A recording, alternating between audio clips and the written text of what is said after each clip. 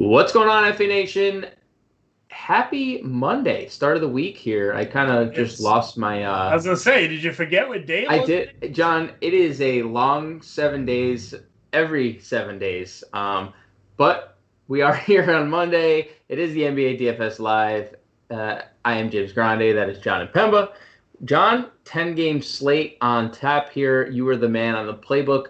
Lots of injury news. Yeah. Nice and early. Usually, after 6 p.m. Usually we get off the stream and then like seven injuries hit us. But lots of breaking news here before the live stream, right as we hopped on the live stream. How are you feeling just kind of initially now that all this news is officially coming out?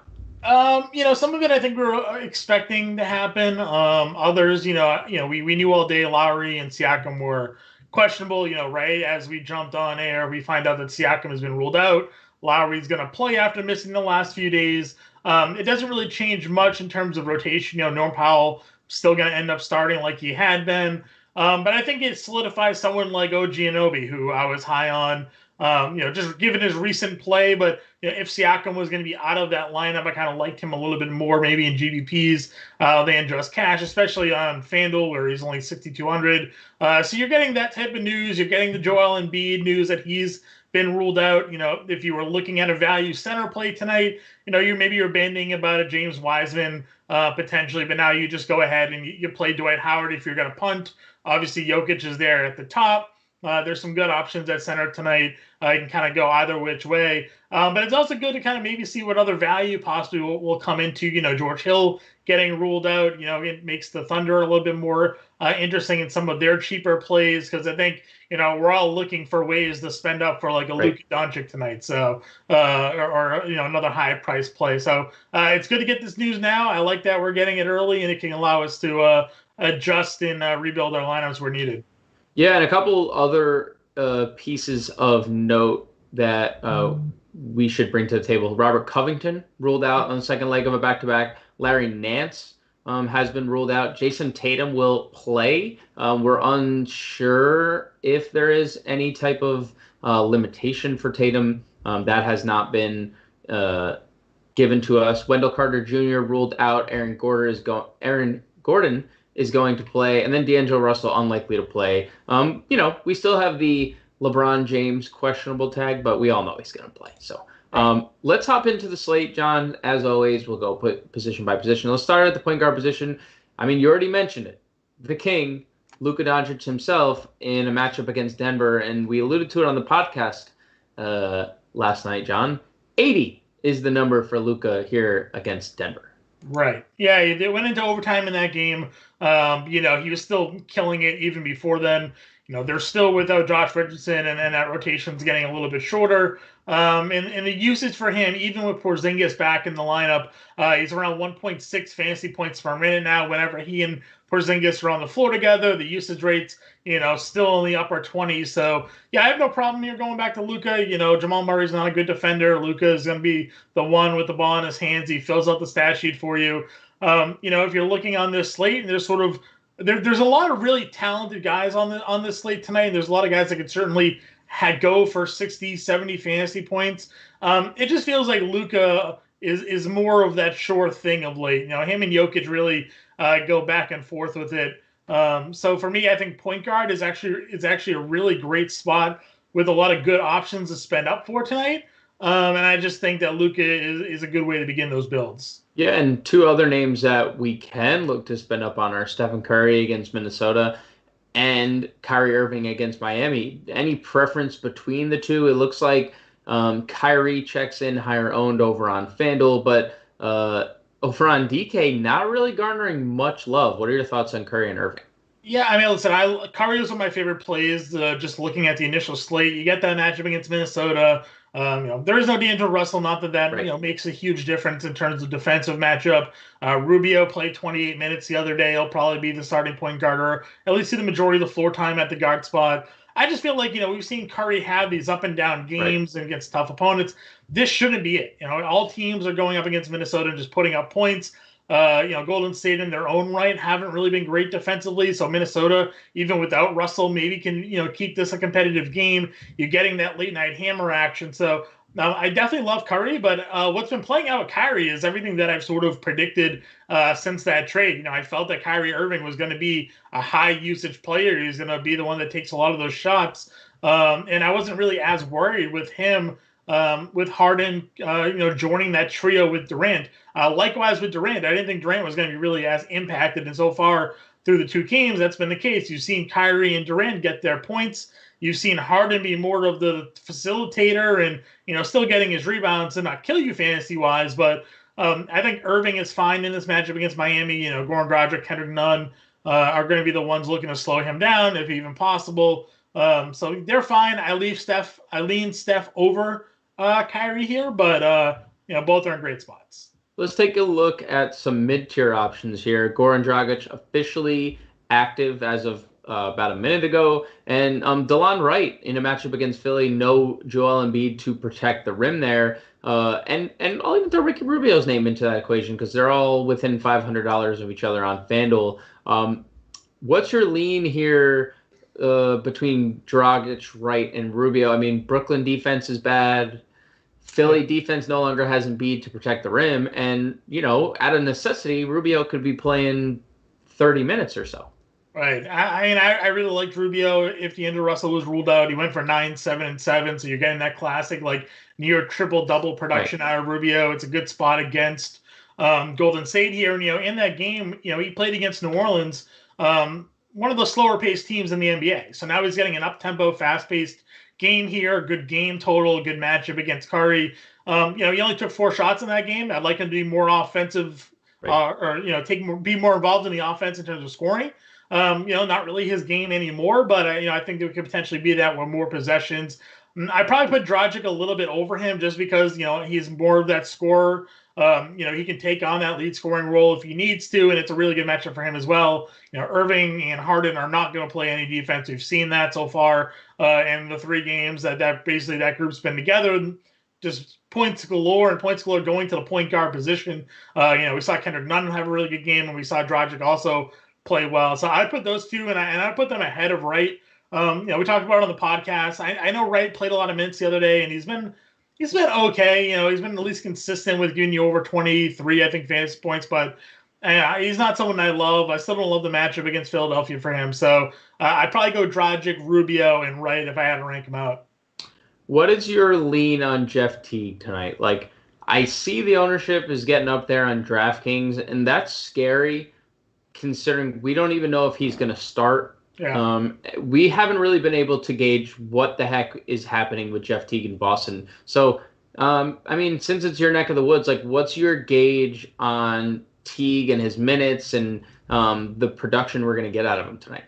Yeah, I want to see the starting lineup here. There's definitely a chance that he starts tonight and they go that rotation of Tristan Thompson, Jason Tatum, Jaylen Brown, Marcus Smart, Jeff Teague. And they'll use Tremont Waters as sort of that backup guard off the bench because remember, there's no Peyton Pritchard.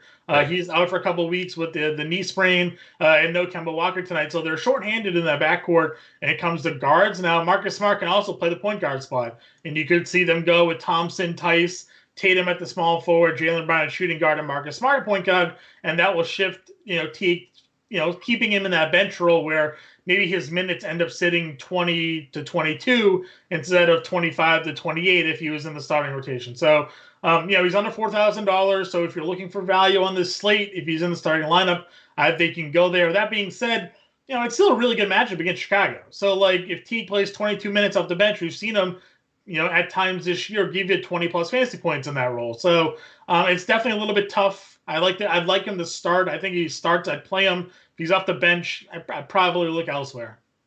Let's shift our focus to the shooting guard position where I don't love the position after the guys at the top. I guess there's some more value that's open. It was the weakest position in the playbook today for sure. And we added a few more guys, obviously, right, as sort of news broke.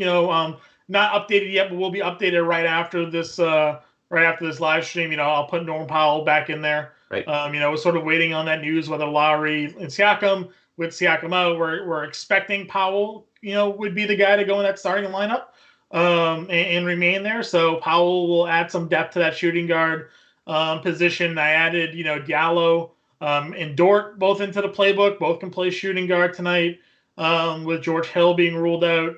You can look at the usage rates, especially Diallo kind of popped for me a little bit here. No Horford, no George Hill. And then if SGA starts and ends up going to the bench and Diallo's on the floor without any of those guys, he actually has a pretty decent usage rate. I think he averages like 1.2 fantasy points per minute. So, again, he's another player that only plays 20 to 22 minutes, but if something happens to where he can get more run in a shorter rotation, he's proven to have some big upside at times. And again, good matchup for them going up against Portland, late night hammer that we love talking about, good point spread. It's all adding up to want to play Thunder tonight, which is why SGA was the cover of today's live stream for me. He's one of my top plays on the entire slate. It's going to be interesting to see the Thunder's ownership tonight, right? Because we don't think of the Thunder as a very good team overall. Right. But we see Diallo's ownership. We know SGA is probably going to check in higher, knowing that George Hill's out, knowing Horford's out, knowing that there's just not a lot of options there, and it's when we get the next ownership update, which we update pretty regularly, obviously leading into roster lock. It wouldn't surprise me when now with these other guys being ruled out, we'll get some significant probably adjustments made to our projected ownership for tonight. Yeah, and speaking of projected ownership, if this remains constant, Fred VanVleet under 10% across the board on FanDuel and DraftKings. Gotta love that. Even though Lowry's in, Siakam's not. There's a lot of opportunity to go around for VanVleet. There is. There's a lot of shots. I love that VanVleet can fill up the stat sheet for you as well. And he tends to be a volume shooter that plays a bunch of minutes. And yeah, the ownership is interesting there. If it's going to be low, I like the matchup for them. Going up against the Pacers, we just saw it. I think he went for 40 FanDuel points in that matchup the other day. So he's always a good GPP play for me. And you're right. He's sort of wedged ownership wise in between guys that I think we're more likely to go to. Like I said, I feel like a lot more will be looking at SGA, and below them, there is someone like, you have DeMar DeRozan, you have maybe Marcus Smart or Kendrick Nunn even. I think Nunn is going to be a very chalky play tonight with no Hero, no Butler. We've seen him, really kill it in these spots because we mentioned, there's no good guard play in Brooklyn, and Nunn's a shooting guard over on FanDuel tonight. So another interesting thing FanDuel did, not Jeremy Lamb, Rodney Hood has been moved to shooting guard on FanDuel as well. So 27 minutes last night. Yep. We did talk about it on the podcast. How will he react to it being the second night of a back-to-back? Right. Because he had dealt with some injury issues this year. But again, their rotation's getting shorter. If there's no Covington tonight, we know that he can play the three if they need him to. We could see Melo start at the 4. They could move Derek Jones around. It'll be interesting to see how that goes, but it just should potentially lead to more minutes, or at least consistent minutes out of Hood there. What do you make of this Wayne Ellington run we're on, John? And yeah, I think usually we're not totally into playing guys that are just so scoring dependent, but it's pretty undeniable what Wayne Ellington's doing right now. You know what? He pops up on radars it feels like once a year. He does, right? It's like some team decides to give Wayne Ellington some minutes, and he does, and he starts hitting threes and gives you a little bit. It's fine, I don't know if you need to go there now at this point, right, given some of the other guys that are on the slate. Ellington's at 4,700. Diallo's at 44. I think maybe I would take a stab on him, even though Ellington's getting more minutes. There's enough value to where now you could probably spend up and find ways to get Turner Roman Powell, Kendrick Nunn, or spend up and get a Gilgeous-Alexander. And I did put Zach LaVine in the playbook today. The matchup for me was a little worrisome going up against Smart or Brown defense, but he's been playing at another level all season long, so there could be a potential play there that not many will be looking at. Yeah, that's an ownership play for sure. I think if you play LaVine, you probably bring it back with a Jaylen Brown or Jason Tatum if you want to get absolutely crazy. Let's shift over to small forward, where Kevin Durant tops the list, over $10,000 on both sites. where does Durant rank amongst your top plays tonight? I mean, for me, it's like a pretty clear tier of Luka and Jokic at the top, and then he probably slots in, just below Curry for me. I would still clump them together with Kyrie, and then Lillard, in that same grouping there, where they have 50, 60 fantasy point upside. I like that Durant has scored 30 or more points in all three of the games, basically since that trade. Granted, one of those games was without Kyrie, I think it was. He's giving you rebounds still. He's giving you some block shots. He's the best player of them three. Right. And they're finding ways still to get him the basketball, and he can give you the secondary stats that Kyrie won't necessarily give you, but he'll give you the volume scoring. And right now, Harden's not really giving you the scoring, but he's giving you the assists and rebounds. So I like Durant to be the more consistent of that group. Obviously, Kyrie being cheaper, but I think they're all in there. It's a good matchup for him. He could easily give you 50, 60 fantasy points. I know you went for 44 last game, but I feel like the rebounds were a little bit of an outlier number for him. Generally, he's giving you more than 4 boards, so averaging 7 on the year. So you get those back up to seasonal averages, and he's right there for you. So Gordon Hayward goes for 39 actual points last night at $7,500 on DraftKings. Mm-hmm. He is now $7,300 in the same matchup. But there's a kicker, John.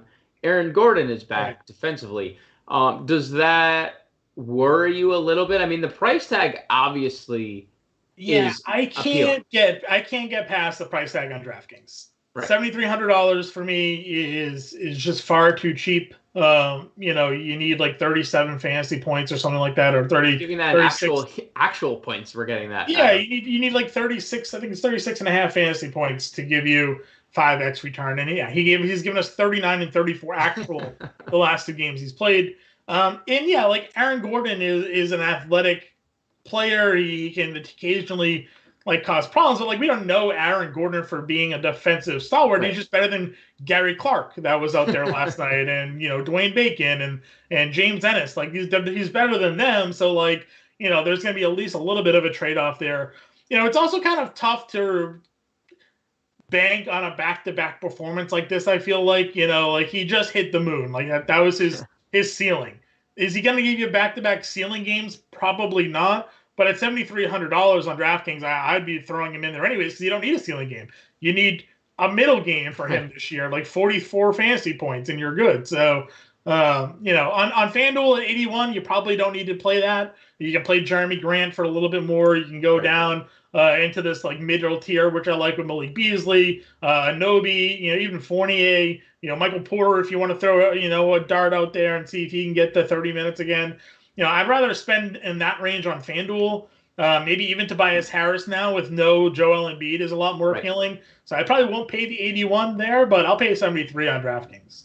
Yeah, Gordon Hayward, 34 or more actual points in 4 of 8 games, John. So, I mean, we're getting the production out of Gordon Hayward like we haven't seen before. Maybe in Utah, but I don't know if he even scored this well in Utah. There are some value guys. We mentioned Rodney Hood. You mentioned Lou Dort. So I think those are definitely 2 very solid routes to go in the value tier. Are you FanDuel and DraftKings can't get this right? Carmelo Anthony is a small forward on FanDuel, and he's a power forward only on DK. I thought you were going to tell me he's a point guard or something. No, he is. That we'll save that for Kevin Huerter on next slate. He's going to be center. $9,500 because Capella didn't play last game. Because Clint Capella didn't play. But we'll talk. I guess since we're moving on to power forward, is there? I mean, I know generally we start at the top, but is there going to be a chalkier play than Carmelo Anthony? I feel like he's going to be one of the chalkier plays, and the ownership doesn't speak to that, at least on DraftKings. But at $4,100 on FanDuel, I think Carmelo is going to garner a ton of ownership. No McCollum. No Covington, no Nurkic. This position's actually kind of loaded, I think, at both the top and the bottom. Loaded. So, if you want to talk value, and I'm looking at FanDuel here, you have Isaiah Roby at $4,500. You have Jared Vanderbilt at $54. You mentioned Carmelo Anthony's a power forward on FanDuel.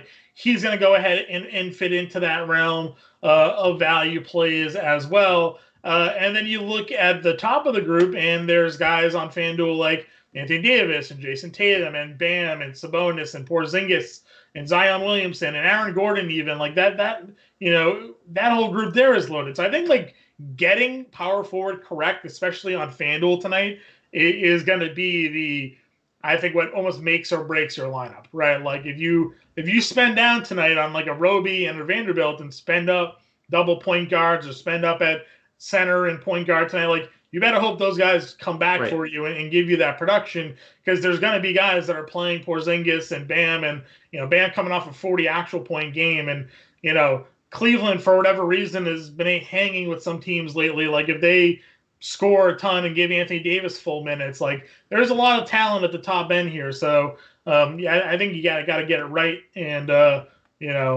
for me personally, I think Porzingis at his price tag is someone I'm definitely looking at. DraftKings, especially FanDuel at 87, kills a little bit of the value, but I mean, like we know he's no stranger to going for 50 or 60. We've seen it plenty of times before. And then the value, like Isaiah Roby continues just to give you what he gives you. He's on the floor for 26, 27 minutes. He gives you 25, 26 fantasy points. Now he's getting a matchup where there's not going to be any Covington. There's couldn't be Carmelo Anthony. Ennis Cantor on the floor for 20 to 25 minutes. Not great defensively there. So there's upside there. And then Vanderbilt against Golden State, to me, I think is still in a really good spot. So yeah, power forward up and down the position tonight is really strong. Yeah, Portland 25th in rebounding, and Roby coming off a double-double last time out. So definitely, against a really good team. So definitely intrigued in Roby. Maybe this is the night we get 30 minutes out of Roby, John, and he's a .97 fantasy point per minute producer without Al Horford. So maybe tonight's the night. I'm wondering who's going to start a power forward for Cleveland tonight with no Nance. With no Larry Nance, right? I mean, I do see. And I know you're asking this because Taurean Prince is sitting nice and pretty in your. Are you thinking that it's either Prince or Jared Allen? I think it's gonna be. Yeah, I would think it would have to be Prince or Jared Allen. We saw, again, it was the first overtime game. He played 31 minutes, 34 fantasy points, but he's been coming off the bench against Boston and Brooklyn, 22 and 21 minutes, 24 and 28 fantasy points. So like, if there's an opportunity for him now to bump into that starting lineup, I think that'd be a great play for him tonight at under $5,000. And then, I mean, Jared Allen, again, another guy that's still produced in his limited role off the bench for, Cleveland. So one of those two, I think, is going to be in the starting lineup tonight. I would rather it be Prince, I think, than Allen, just from a salary. And I think Allen playing next to Drummond doesn't feel like it would work that well. I think I would rather go in that direction. If it is Jared Allen, though, Anthony Davis against Jared Allen defense would be nice matchup to take advantage of. Sure would. And that probably, honestly, perfect time to transition to center would probably bring a little more intrigue to Andre Drummond if Jared Allen ended up starting, because then we'll probably maximize the Andre Drummond. I mean, like McKee will still come off the bench for them, but I mean. Yeah. Well, we are here at center, and it is going to be a night where we get Nikola Jokic less owned than we probably have all year, and that's because Dwight Howard is going to be the chalk, right, John? So talk to me about Jokic, and like, let's talk about FanDuel specifically for a second, because you can only play one center. If you're building 10 lineups, how many don't have Dwight Howard, and how many would you include Jokic? Because it's going to be very difficult if Dwight Howard goes for, let's say, 35 FanDuel points. What is he going to be? You think over 50% in everything? Tell everyone, like, give everyone an idea of like what your thought process is with Jokic tonight on FanDuel specifically, because you could play both of them on DraftKings. Yeah, listen, I like the idea of getting him cheaper. It's just where you're going to find the value that can potentially be Howard's upside. Now, Howard went for 40 fantasy points against Memphis, playing 33 minutes, but a lot of Philadelphia, starters weren't in that game. Correct. So, is he gonna be able to do the same thing with Tobias Harris there, or Ben Simmons there, with the other Curry, whose first name's escaping me there? Seth. Seth Curry. Like, is he going to be able to give you that? And even to that point, he had 18 rebounds in that game. He only scored 8 actual. If you're paying 4,200 and he gives you what he did against Atlanta in 34 minutes, 7 points, 11 boards for 25 minutes, 25 fantasy points rather, he's not really that good of a value, So, like, that's the question, is he going to be able to go up against Detroit tonight with Plumlee, with a healthy Blake Griffin out there? And is he going to pop for you to give you 40? If he gives you 30 at 42, I would still almost rather play Jokic and get 70, point upside there, or even more. So I would really have to trust that in this spot, Dwight Howard is going to get on the floor, play 35 minutes, and give me 45 fantasy. He almost has a 10x for you, I think, if you're going to use him as a value, because there's other value plays on the board that I think can help you get a guy like Nikola Jokic. Okay, and that's fair. And I think it's a really good discussion to have, because I think everyone is under the assumption we should be locking and loading Dwight Howard now, right? And that isn't necessarily the case, and that's how you win tournaments. Bob won everyone. They ranked the Pistons ranked 21st against the center and DVP. So, like, it's not. It is a good matchup for him, but to me, it's just so hard. Like you mentioned, if I'm looking at ownership and I'm seeing that Jokic on a 10-game slate is like 18% or something like that, like that's the difference between winning and losing a slate right there. So 10% on FanDuel, John, to throw that out there. Want to know a Mason Plumlee stat, John? And I think this could benefit Dwight Howard. He has fouled out in 4 straight games. And that is the Mason Plumlee stat of the day. He has fouled out 4 times in a row. Maybe Dwight gets some more free throws. But back to what matters. He had a tough go, though. He went up against Embiid, Cousins, Capella, and And it's just, that's impressive. Like, you cannot deny that fouling out 4 times in a row is not impressive, regardless on who the opponent really is. That is a feat in itself. I think Mason Plumlee is jockeying for some fantasy points in terms of fouls. But I digress. Let's move back to the center position, where we have, outside of Jokic, Bam Adebayo, as you mentioned, coming off a monster game, there's still a position discrepancy. He's center over on DraftKings, power forward on FanDuel. We have Nikola Vuchevich, who looked horrible last night in the first half, and then just scraped and clawed his way to a 20-point double-double and gets the matchup. Yeah, just the matchup. It's been the matchup for how many years, John? 3, 4? Yeah. However long Cody Zeller and Biombo have been there. That's how long the matchup's been. Since Al Jefferson left. It probably was the matchup when Al Jefferson was there. He was old. He was old by then. Yeah. We have Miles Turner. We have what's your gauge on the rest of this center position outside of Jokic and Dwight?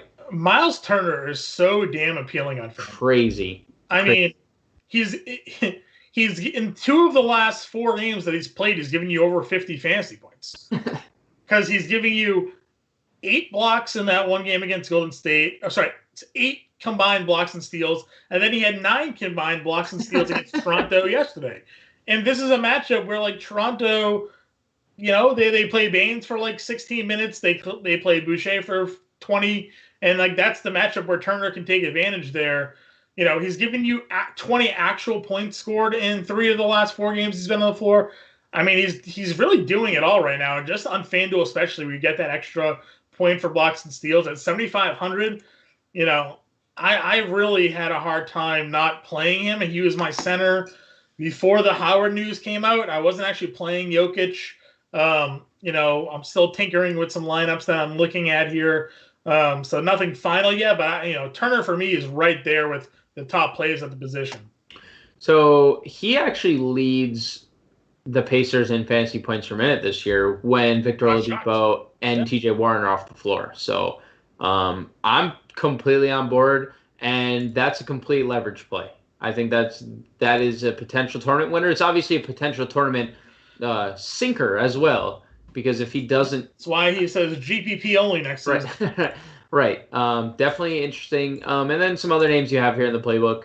Ennis Cantor, who just disappointed last night, but I think maybe they were limiting him on a back-to-back. You never know 23 minutes, 27 fantasy points. I mean, that's disappointing, right? Right. Like, I mean, it is disappointing because he should be playing 30 minutes now that there's no Nurkic, and he's just not. He gave us 55 fantasy points in 28 minutes against Atlanta.